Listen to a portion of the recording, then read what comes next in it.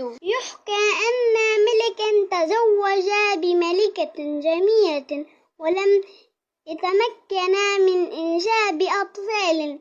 انتظر سنوات ثم رزقهما الله بفتاة ليس لها في الحسن مثال. أقام الملك وزوجته الأفراح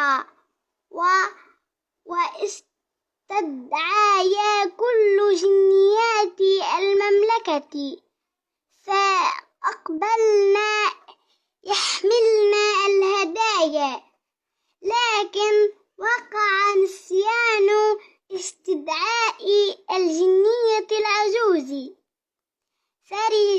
فرح بولادتها كثيرا وأقام حفلا عظيما.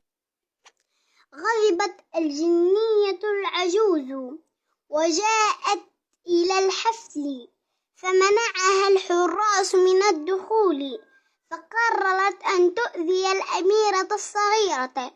وبلغ الخبر إلى الملك فأصبح قلقا جدا. قالت جنية صغيرة للملك والملكة إن الجنية العجوز ستأخذ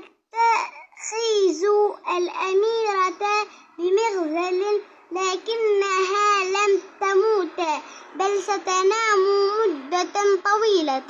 بلغت الأميرة من العمر 15 سنة. التقت في مكان غزل الصوف امرأة عجوزا، فأخذت العجوز مغزلا وخازت به يد الأميرة، فسقطت الأميرة على الأرض ونامت. أمر الملك الأطباء بمعالجتها فقاموا بذلك ولكنها لم تشفى. ثم وقع كل من في القصر في نوم عميق. ذات يوم كانت الأميرة النائمة جامدة في فراشها.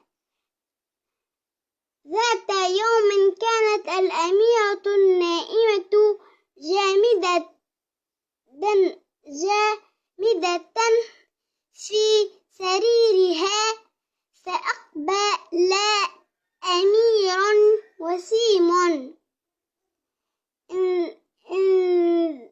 انبهر بجمالها فقبلها. استيقظت الأميرة من نومها واستيقظ من معها كل من في القصر. أحب الأمير الأميرة فطلب منها الزواج. قبلت الأميرة طلبه بسرور وأقيم حفل جواز عظيم، وعاش الزوجان حياة سعيدة.